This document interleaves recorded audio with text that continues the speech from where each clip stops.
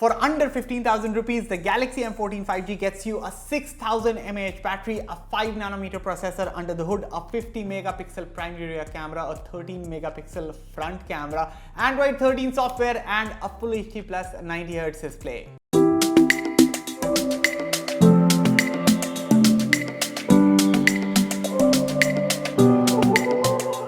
Hello everyone, Aman here for Fiiber, and in this video I'll be reviewing Samsung's latest budget phone, the Galaxy M14 5G, and let me tell you guys that for this one I'm really excited, and in a long time I'm like this pumped for a Galaxy M series smartphone. But of course, before we talk about all the good and bad of the Galaxy M14 5G, consider hitting that red subscribe button for detailed tech videos, and also turn on the bell so that you don't miss any of our latest updates.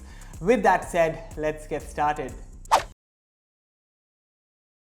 Now for budget phones, we don't usually start by talking about the camera, but guys, the camera performance of the Galaxy M14 5G is so good that I had to start by talking about the camera. So first of all, the specs. The Galaxy M14 5G features a 50 megapixel primary rear camera paired with a couple of 2 megapixel depth and macro cameras. At the front, the selfie shooter has been upgraded from the M13 5G that was a 5 megapixel earlier, and it is now a 13 megapixel lens on the Galaxy M14 5G. Now whenever I use a Samsung phone, I have this slight expectation that the camera performance of the particular phone, if not the best, would at least be decent. But with the Galaxy M14 5G, for a phone that costs under 15,000 rupees, this one has surprised me, and in a good way. The camera is very good, guys. Of course, the 2 megapixel cameras aren't of much use, but the 50 megapixel rear camera does more than enough for a budget phone. I mean, who can say that these photos are taken from a sub 15,000 rupees budget device?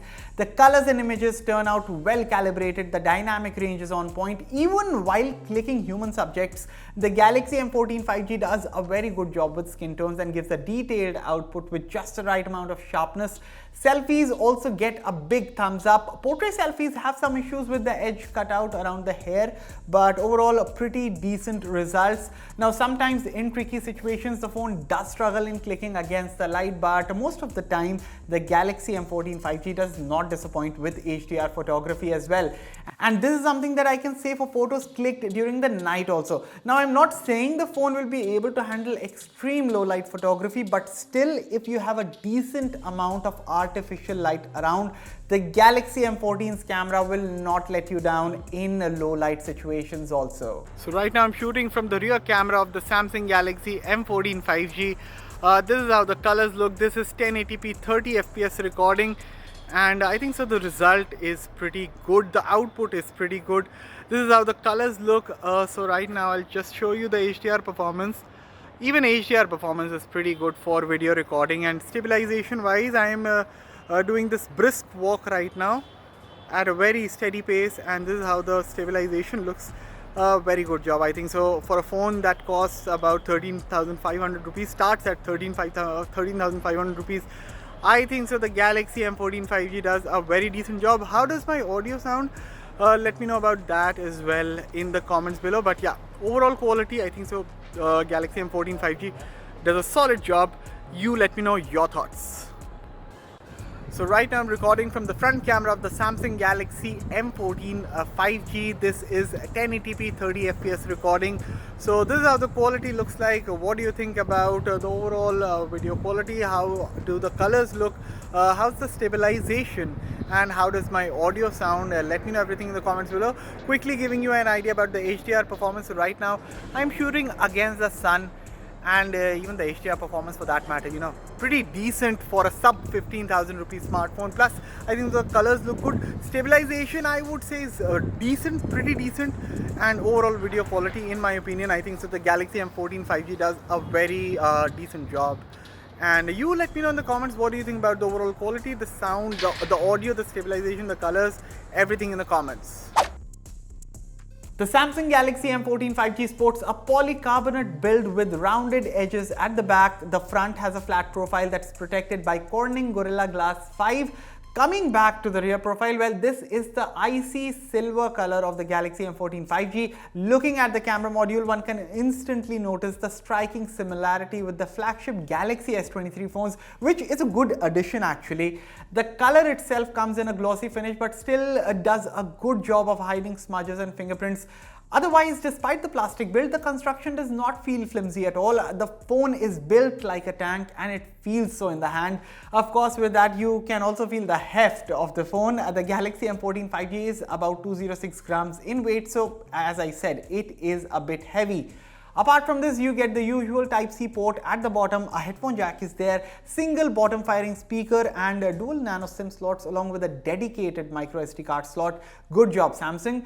The volume buttons are clicky and offer good tactile feedback, although I did find them to be a little higher for my liking. As for authentication, there's a side-mounted fingerprint reader embedded in the power button and it is speedy and responsive. So overall, I think Samsung has done a great job with the design and build of the phone. Yes, this is a heavy phone, I'm not denying that, but the 6000 mAh battery is the main reason for this heft.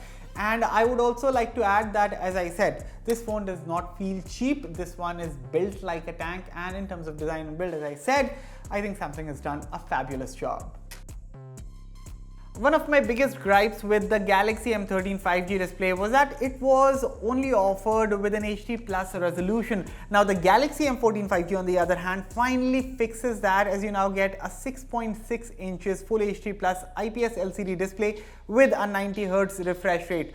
Of course, the display isn't as good as what you can expect from the AMOLED displays that Samsung gives in premium offerings, but nonetheless, this is a well-tuned LCD panel for its budget. Brightness-wise, you should have no problems using the phone indoors. Outdoors, well, it is definitely not the brightest, but with full brightness on, you should be able to suffice.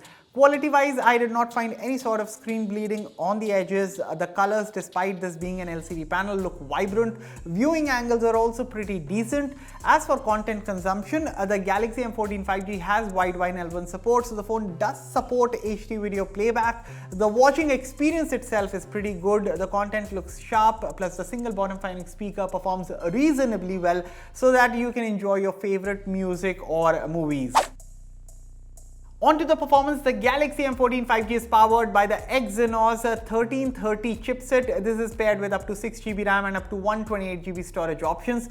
The software bit is taken care of with One UI 5.1 Core Edition atop Android 13, and Samsung is also promising 2 years of Android OS upgrades along with 4 years of security patch updates. So as you have read in the headline, the Galaxy M14 5G is a marathoner, courtesy of its 6000 mAh battery under the hood.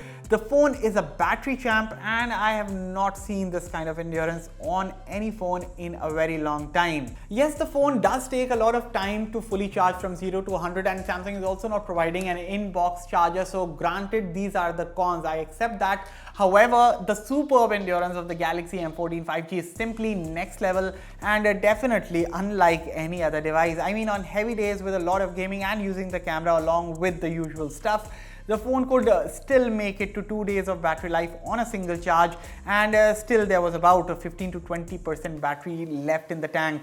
On lighter days, I'm sure this phone can even go for 3 days on a single charge with ease.